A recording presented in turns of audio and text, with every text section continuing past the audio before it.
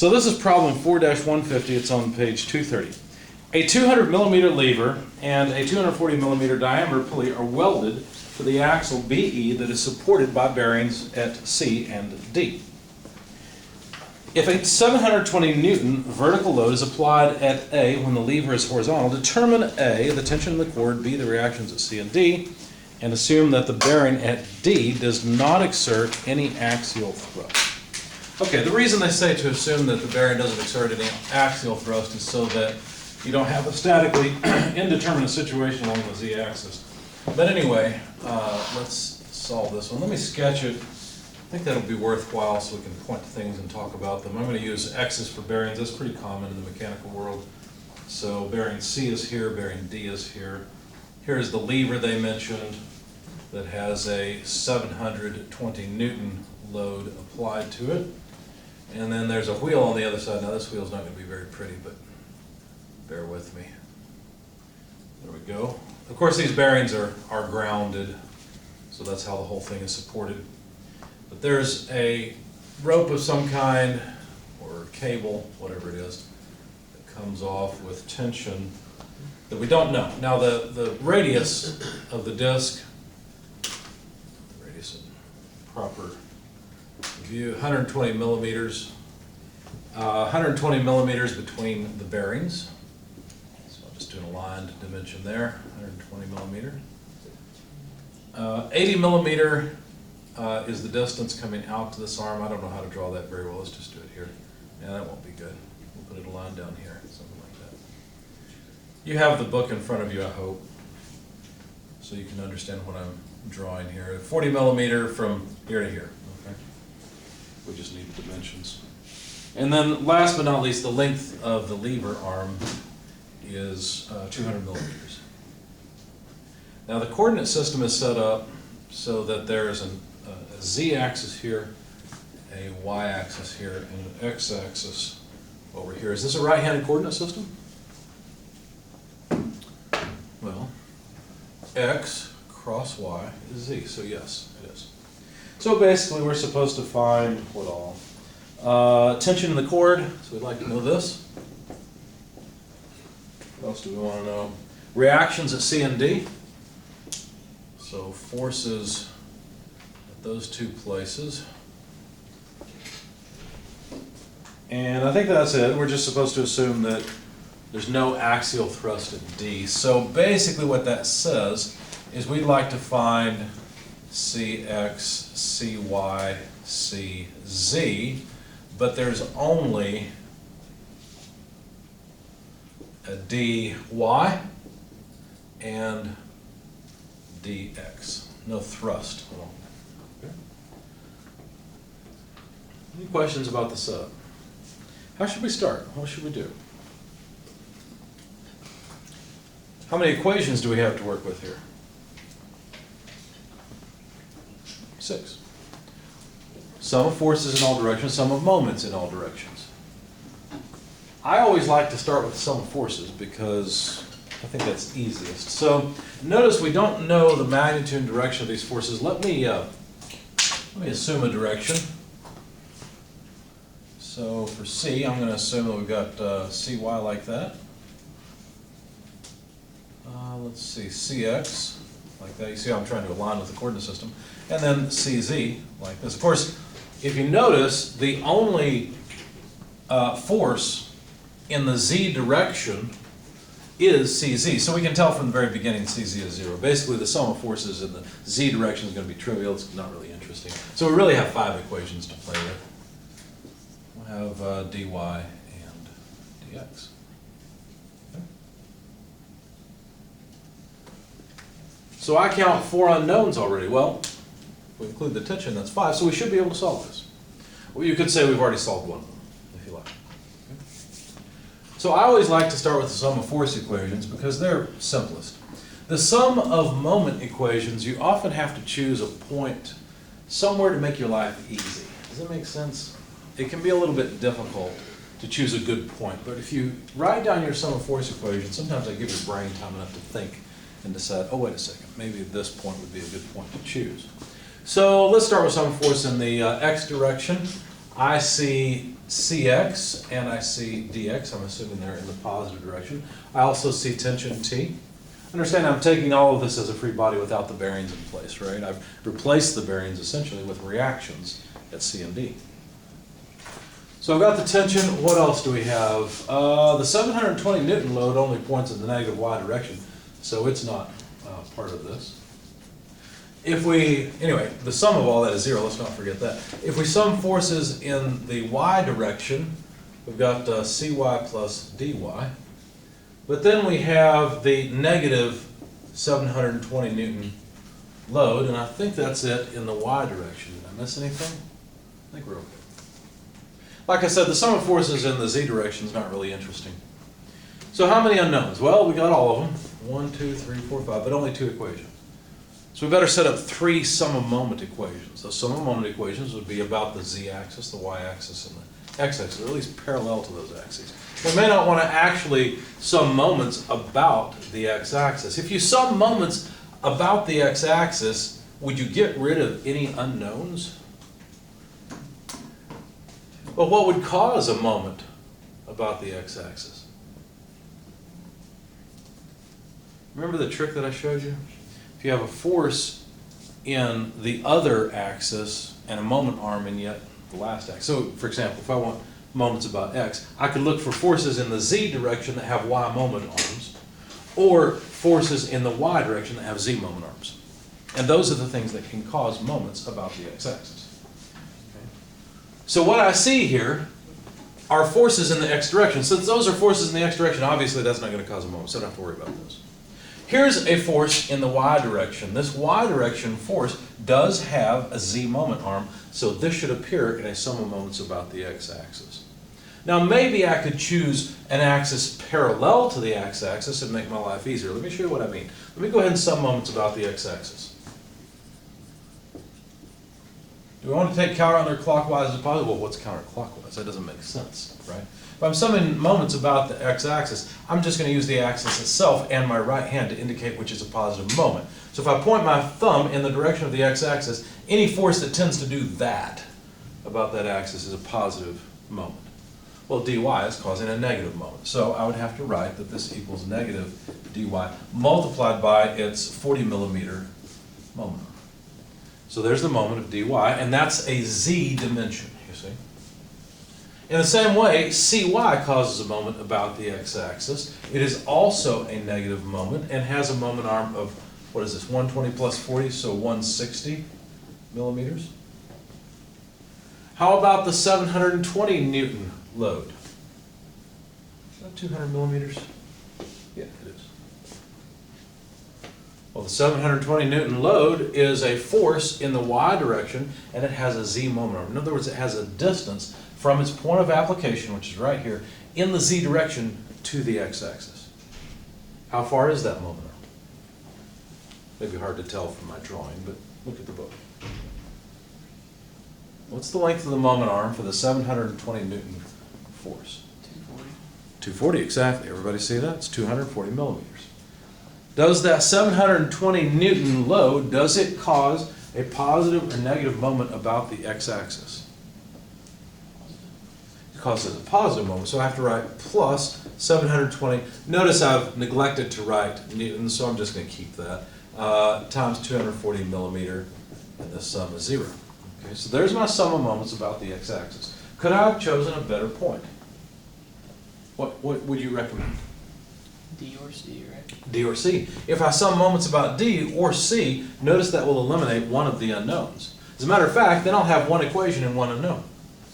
So if I sum moments instead about D, taking, of course, x as the positive direction, right?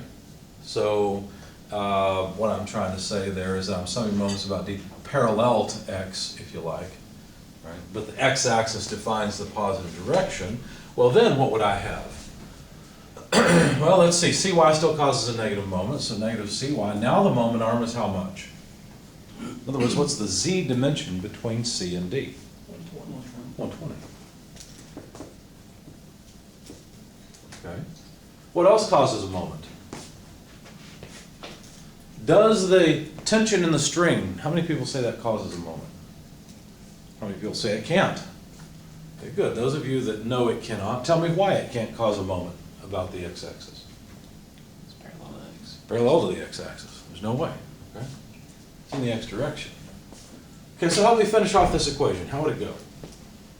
You need to account for the 720 Newton force, which Good. D is 200 millimeters from D. Is it 200 millimeters from D? Yes, but is it this 200 millimeters or this 200 millimeters? It's the one along the z-axis. The one along the z-axis. So it's 120 plus 80, right? I'm going to write it that way because I want to make it clear in case you have it in your notes. This is plus 720, if I can make a decent 7, times 120 plus 80 millimeters. Okay? That sum equals 0. Now notice these two equations, right, you could say they are independent of each other. They are. Because they're two moment equations taken about two different points. Once I find cy here, I can plug in cy there and get dy. Okay? Now you might say, well, wait a second, I thought we only had a sum of moments equation in, one in each direction. What's going on here? Oh, let me address, well, let me continue with that. Well, what's going on is the same thing that happens when you have a beam and you have unknown forces at 2 points, maybe some known 720 Newton load, and you might sum moments about C or D to find the other. Well, you can sum moments about C, find D, sum moments about D, and find C. It's the same thing that's happening here. In fact, that's exactly what's happening. I just showed you the projection, well, almost exactly. The 720 Newton load is over here, actually. See? This is the same thing. It just looks complicated because it's 3D. Okay? All right. What do I not have then in that case? Sum of forces in the y direction. These three equations are not linearly independent. You could put these two together and get that.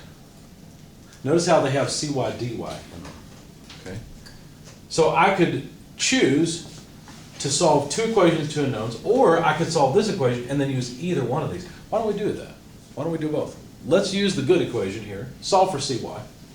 That means less math for us, right? Which probably means less of a chance for me to make a mistake. So if we move everything to the other side, we'd have 720 times 200 millimeters divided by the factor on cy, which is 120 millimeters. Okay? So what's this number? What is that? Is that 1,200? I'm sorry? That's what I got. So 1,200 newtons is cy. Okay. So if we plug cy in here, what would we get for dy? Well, let's see. We move 720 to the other side and, well, subtract cy, but cy is 1,200. So we're saying that dy is 720 minus 1,200, which is what, 480? Negative 480? I'm thinking right? Yeah. So basically, I assumed the wrong direction for dy. As a matter of fact, the force on this free body, this wheel, shaft, and arm, the force from the bearing is actually downward with a force of 480 Newton, while the force cy is upward. Does that make sense? Let me draw what I had again. I had point D here, point C here, and a force downward. What we just claimed is that the force at D is pushing down, and the force at C is pushing up. Yeah, that makes perfect sense. That's the only way you're going to balance this thing out, right? So yes, that makes sense. Now, along the way, one thing I wanted to mention, if you're like me, your intuition probably is kicking and screaming at something that I just kind of glossed over as if it was not important. That is the fact that we've got a 200 millimeter moment arm here. You might look at that and say, wait a second, doesn't that affect the sum of the moments about the x-axis or an axis parallel to the x-axis? The answer is no, it does not. A distance in the x direction does not affect moments about the x-axis just as a force in the x direction does not. Okay? Only moment arms and forces in the y and z plane can cause a moment in the x direction. If you're worried about the effect of this 200 millimeter moment arm, don't worry, we'll take care of it here in just a moment. That's actually pretty easy. Imagine looking down the shaft. Look down the z-axis in your mind with me. What do you see? Don't you just see 720 Newton force, there's our z-axis. You see a wheel, you see a tension over here. It's actually a pretty simple problem. Right? As a matter of fact, all it says is that really it's the ratio of these two distances that controls how much tension is. Right? This is just a lever, that's all it is. So what am I really doing here? What am I thinking about here? What's the formal version of this? It's summing moments about the z-axis, isn't it? Okay. So if we sum moments about the z-axis, I'm going to take the z-axis itself as my reference. Okay. Well then, let's see, with the 720 Newton force, would it cause a positive moment or a negative moment? How many people say positive? How many people say negative? Okay, it's actually positive because the 720 Newton load has a moment arm that's over here, and so it's going to tend to turn it this way. See? So it's positive. So we have to write 720 newtons, I'll go ahead and put the units in, 200 millimeter moment arm. Okay, so 720 times 200. And what about the tension? Does it cause a positive or negative moment arm about the z-axis? Causes a negative moment arm, right? It's the opposite. So minus the tension multiplied by what moment arm? What distance is the moment arm? 20.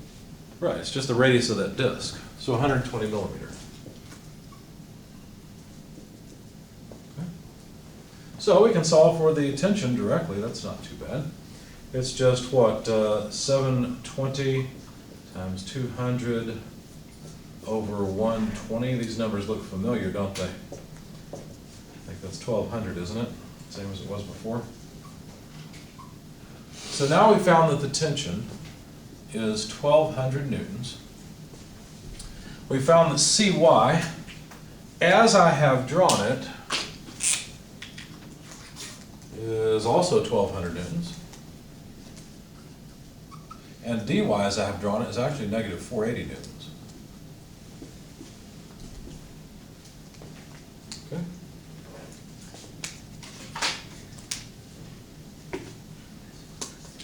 How will I find dx and cx? Haven't we done a ton of work? Isn't that enough? No, not quite. What have I not summed moments about, or at least an axis parallel to it? The y-axis, right? Help me write that out.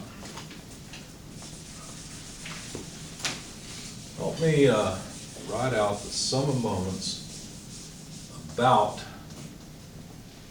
the y-axis. Or would you prefer to sum moments about an axis other than y? If you wish to, that's fine, we can. What do you prefer? Once I know your names, I'm going to start calling on your names and make you answer. You might as well get used to it now. If I want to sum moments about an axis that's either the y-axis or parallel to the y-axis, what do you recommend in order to make my life as easy as possible?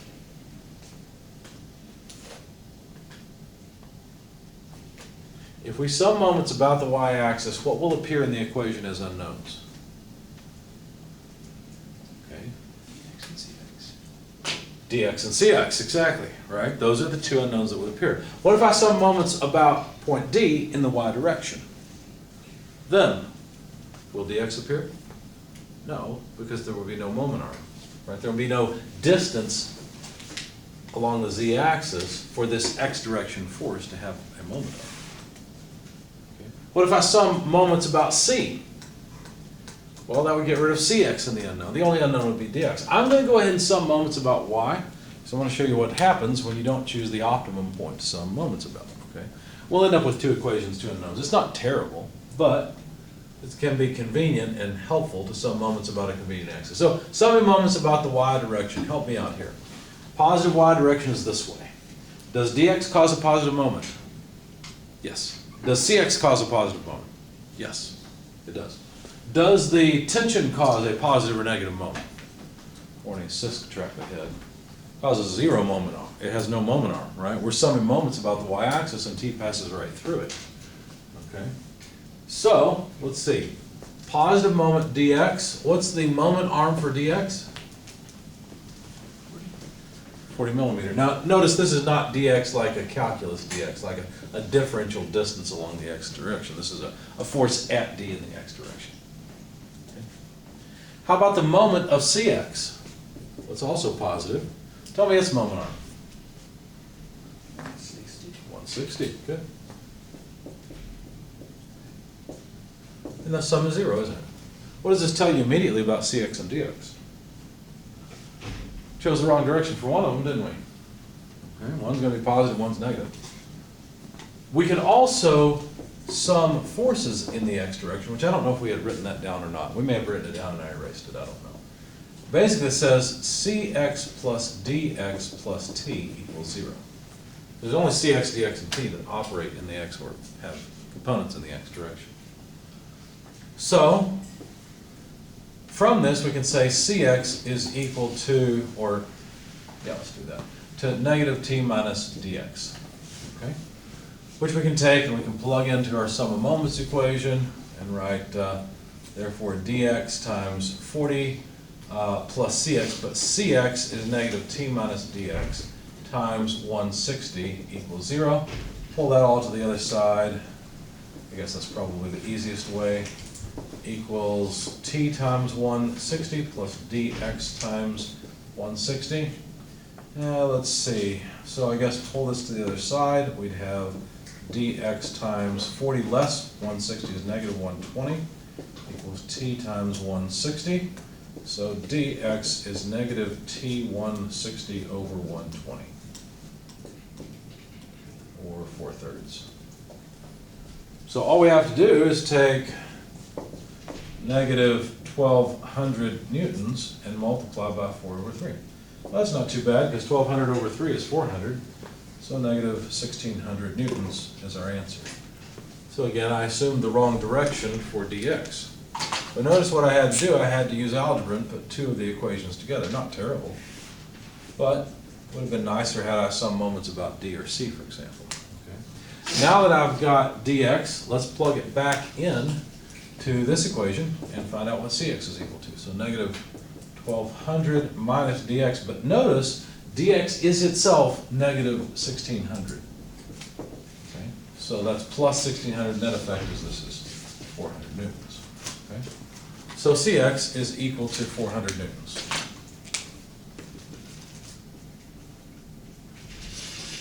I think that's it. We found all of the forces they asked for. Which really is cx, dx, dy, cy, and the tension. And we used 5 independent equations to do it. Some forces in the x direction, the y direction, or you could say 2 sum of moment equations about the x-axis. Let's see, and a sum of force in the x direction, I think is what we used. Any questions about all this? This is a point where static students begin to question their degree choice. Don't worry, you'll start to see it soon. Okay, it's not too bad. The problem is your intuition is used to looking at something like this and saying, well, it's going to twist the shaft around. Okay, yeah, you're right. But what always happens is you start thinking about moments intuitively and you realize, oh, there's this distance to the first bearing. If I push down here, that's also going to tend to try and do something about the x-axis. So doesn't this 720 Newton load do something about the x-axis? Sure it does, but the moment arm we need is the moment arm to whatever point we choose to sum moments about. You'll get the same thing, it doesn't matter. Okay. Any questions, comments?